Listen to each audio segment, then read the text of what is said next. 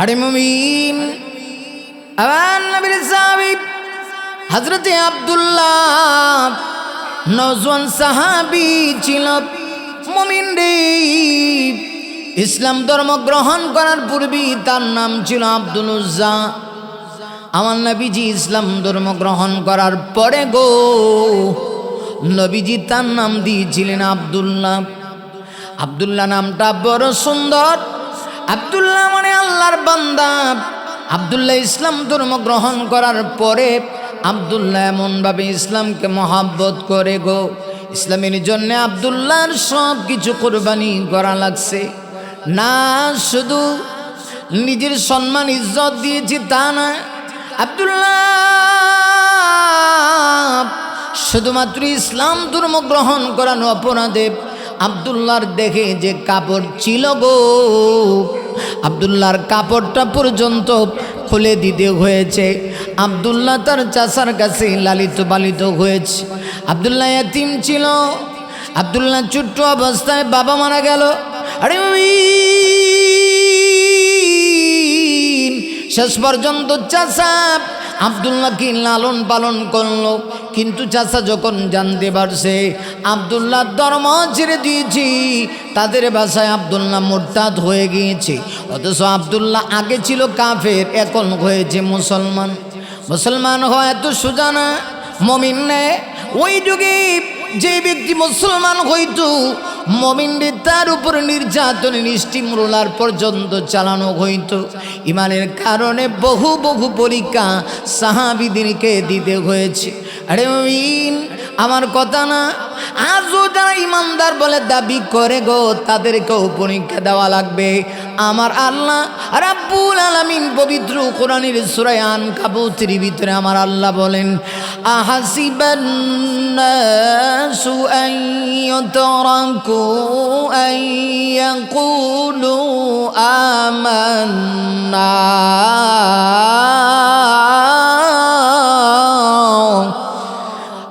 آمنا وهم لا يفتنون।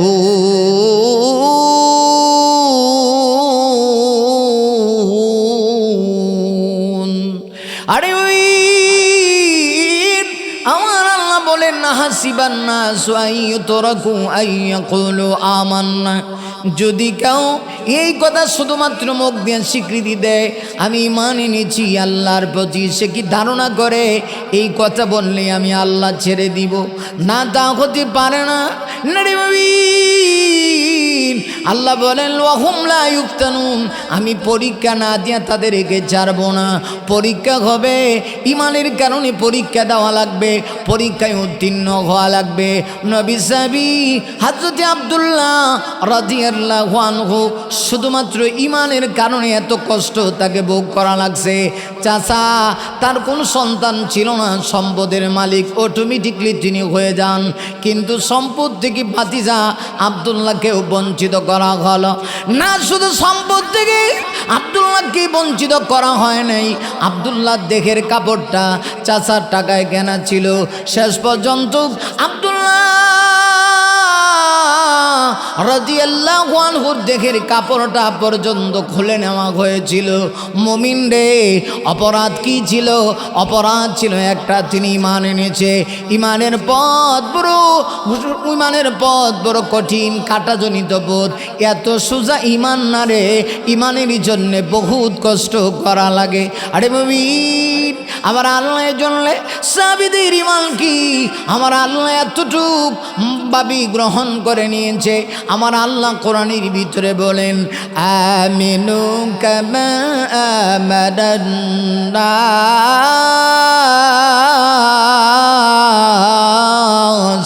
আরে মুমিন, আমার আল্লাহ বলে আমিনু, পৃথিবীর মানুষ। আরে মুমিন, ঈমান যদি আনতে হয় রে, আল্লাহ বলেন কামা আমানান নাস, এর একটা ব্যাখ্যা হলো আয় কামা আমানাস সাহাবা। আল্লাহ রাব্বুল আলামিন বলি ঈমান যদি আনতে হয় নবীর সাহাবীদের মতো ঈমান আনো, কারণ সাহাবীদের ঈমান হচ্ছে ঈমানের জন্য মানদণ্ড। সাহাবীরা ঈমানের কারণে এত দামি হয়েছিল গো। আবার আল্লাহ দুনিয়াতে তাদেরকে জান্নাতের সার্টিফিকেট দিয়েছে।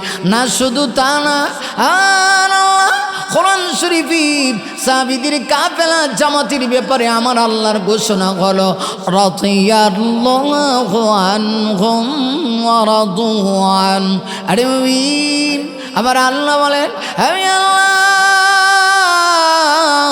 সাহাবীদের প্রতি সন্তুষ্ট আর সাহাবীরাও আমার প্রতি সন্তুষ্ট।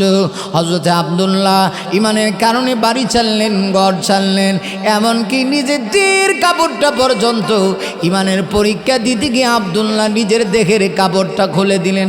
আব্দুল্লাহ একদম ল্যাংটা, ইজ্জত যায় কই। আব্দুল্লাহ দৌড়ে মায়ের কাছে গেলেন, যেহেতু বাবা নাই মায়ের কাছে গিয়ে ডাক দেয়া কয় মা গো, ও মা, পৃথিবীর সব মানুষ আমাকে তাড়ায় দিতে পারে গো, মা তুমি তাড়ায় দিতে পারো না। মা গো, পৃথিবীর সব মানুষ তাড়ায় দিলেও তুমি পারো না গো মা, কারণ তুমি না আমার মা। মায়ের সন্তানের প্রতি এত দরদ, তামাম পৃথিবীর সব মানুষ দুষ করলে তারা দেয় গো, কিন্তু যেই মা 10 দিন 10 মাস 10 দিন পেটে রেখেছে, ওই মা সন্তানকে তাড়ায় দিয়ে পারে না। আব্দুল্লাহ ডাক দেয়া কয় মা গো, ও মা, আমার দিবানি গো, এক জোড়া কাপড় দিবানি, বেশি কিচ্ছু চাই না গো মা, একটু দেখোটা ডাকার মতো, শরীরটা ডাকার মতো একটা কাপড় দাও, ওই কাপড়টা নিয়ে আমি দিনের নবীর দরবারে যাইতে চাই। রাহমাতুল লিল আলামিন আর মক্কায় নাই। আর নবীজি মক্কায় থাকা অবস্থায় আব্দুল্লাহকে ইসলামের দাওয়াত দিয়েছে, আব্দুল্লাহ কালেমা পড়েছে। এখন নবীজি হিজরত করে মদিনায় চলে গিয়েছে। আবার নবী মদিনায় নাই, মা মা আর মদিনায় থাকতে চাই না গো মা, এই মদিনায় থেকে আমি কি করব, মদিনায় থেকে কোনো লাভ নাই। মা গো, ও মা, মা দয়া করি আমাকে একজোড়া কাপড় দাও, দেহের ভিতরে কাপড়টা লাগায়া গো মা, আমি মক্কা ছেড়ে মদিনায় হিজরত করতে চাই। আবার নবী মদিনায় চলে গেছে। আবার নবীর প্রতি আব্দুল্লাহর এত দরদ, হিজরত করে পায়ে হেঁটে অনেক কষ্ট করে আব্দুল্লাহ সুদূর সেই মক্কা থেকে মদিনায় গভীর রজনীতে গিয়ে পৌঁছাইল। আব্দুল্লাহ বলেন গভীর রজনী হয়ে গেল, তাহাজ্জুদের নামাজের টাইমে রহমতের নবী আমার নবীজি ঘুম থেকে জাগ্রত হইলেন। নবীজি ওযু করার জন্য হুজরাত শরীফ থেকে যখন বের হইলেন, নবী তাকায় দেখি একজন মানুষ দাঁড়ায়া দাঁড়ায়া, প্রচণ্ড শীতের মৌসুম, একজন মানুষ দাঁড়ায়া দাঁড়ায়া কাঁপতে আছে, দেহের ভিতরে কোনো রকম লজ্জাস্থান ডাকার মতো কাঁপন আছে, বোঝা যায় বড় অসহায়। নবীজি তার দিকে তাকায় বলেন কে গো তুমি, এত গভীর রজনীতে এইভাবে কাঁপতে আছো, কি সমস্যা, কি প্রবলেম, এইভাবে দাঁড়ায় আছো, বলো না কে, তোমার পরিচয় কি? আব্দুল্লাহ কান্না শুরু করছি। হাজরত আব্দুল্লাহ চোখের পানি চিরে দিয়ে ডাক দেয়া কয় নবী গো, নবী আপনি আমাকে এখন চিনার কথা না, কারণ আমি অনেক পরিবর্তন হয়ে গিয়েছি। নবী গো, মক্কায় থাকতে আমার নাম ছিল আব্দুল উজ্জা, আপনার কি মনে আছে? আব্দুল উজ্জা একজন ধনী মানুষ ছিলেন, তাকে আপনি কালমা পড়িয়েছিলেন। আমি কালমা পড়ার কারণে আপনি তো জানেন আমার চাচার সম্পদের কোনো অভাব ছিল না গো নবী। ইয়া রাসূলুল্লাহ, নবী গো, শুধুমাত্র কালেমা পড়ার অপরাধী আমার চাচা আমাকে সম্পদ থেকে বঞ্চিত করছে।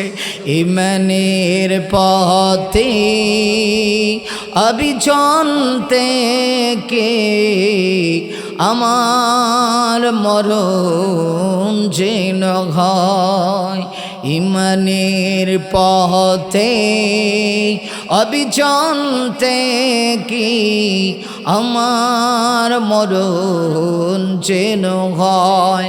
তোমারই কাছে মিনতি আমার, তোমারই কাছে মিনতি আমার মাঘামহিম দয়াময়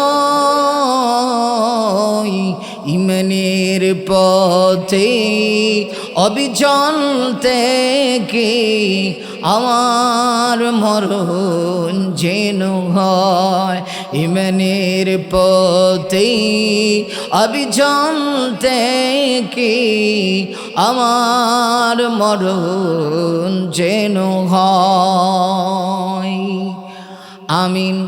লক্ষ্য করে দেখুন আব্দুল্লাহ কয় নবী গো নবী দুঃখ নাই, ইসলামের কারণে আমি সব কিছু থেকে বঞ্চিত হয়েছি। ইয়া রাসূলুল্লাহ নবী গো নবীজি আমার চাচা শুধু সম্পদ থেকে বঞ্চিত করছি তা না, দেহের কাপড়টা খুলে নিয়েছে। আমি আজকে অসহায়, আপনি কি আমাকে চিনবেন নাকি? নবীজি কথা শুনি চোখের পানি ধরে রাখতে পারলেন না। আমার নবীজি আব্দুল্লাহকে ডাক দিলেন, আরে আরে আব্দুল্লাহ। আব্দুল্লাহর কপালের ভিতরে চুম্বন করে না, ডাক দিয়ে কোন আব্দুল্লাহ রে, কে বলেছে আমি তোকে চিনব না? আমি না রহমতের নবী, না পৃথিবীর কোন উম্মতকে আমি বলি না রে। আমি চাই না আমার একটা উম্মত জাহান্নামে যাক, আমি চাই না তুই জাহান্নামে যা। দুনিয়া কিচ্ছু না, দুনিয়া লাথি মেরে ফেলে দিই। আখিরাত হলো চিরস্থায়ী, এই দুনিয়া হলো ক্ষণস্থায়ী। দুনিয়ার জীবনের যেমন শুরু আছে শেষও আছে, আখিরাতের জীবনের শুরু আছে গো, আখিরাতের জীবনের শেষ নাই। আরে মুমিন এটা আমার কথা না, আমার আল্লাহ সূরা তোহার ভিতরে আল্লাহ বলেন, ওয়ালাল আখিরাতু খায়রুল লাকা মিনাল উলা। আমার আল্লাহ বলেন ইহ জগতের চাইতে পরজগৎ উত্তম, দুনিয়ার চাইতে আখিরাত উত্তম। নবীজি আব্দুল্লাহকে বলেন, আব্দুল্লাহ রে, দুনিয়া কিচ্ছু না রে আব্দুল্লাহ, সামান্য সময়ের দুনিয়া। দুনিয়া আখিরাতের তুলনায় স্যাম্পল না, দুনিয়ার জীবন কিচ্ছু না। আব্দুল্লাহ রে, একটু কষ্ট করে যদি দুনিয়াতে তুমি চলতে পারো, পরকালে তোমার জন্য জান্নাত অপেক্ষা করতেছে। রহমতের নবী এবার আমার নবীজি আব্দুল্লাহ কি শুধু চুম্বন করলেন তা না, নবীজি তার গায়ের ব্যবহৃত দুইটা জুব্বা আমার নবীজি আব্দুল্লাহকে উপহার দিয়ে দিলেন। এখন শুধু আব্দুল্লাহ নাম রইল না, এবার নবীজি রহমতের নবীর দেখো মুবারকের গায়ের সঙ্গে জড়িত দুইটা কাপড় আব্দুল্লাহকে দেওয়ার কারণে আব্দুল্লাহর নাম হয়ে গিয়েছে আব্দুল্লাহ জুল বাজাদাইন। আব্দুল্লাহ জুল বাজাদাইন হয়ে গেল না, শুধু তা না, আব্দুল্লাহর দাম এত বাড়ছে, আব্দুল্লাহকে কেউ কিচ্ছু বলে না। আব্দুল্লাহকে আমার নবী এত পছন্দ করে, আব্দুল্লাহ অনেক কষ্ট করে কালেমা পড়েছে। এই জন্য আব্দুল্লাহ যখন মদিনায় মসজিদে নববীতে বসে কোরআন থেকে তেলাওয়াত করে, সাহাবীদের দেখা যায় ডিস্টার্ব হয়, কারণ আব্দুল্লাহর গলার আওয়াজ মোটা। আব্দুল্লাহ জুড়ে সুরে আওয়াজ দিয়ে তেলাওয়াত করে, আর রহমানু আল্লামাল কুরআন খালাকাল ইনসানা আল্লামাহুল বায়ান।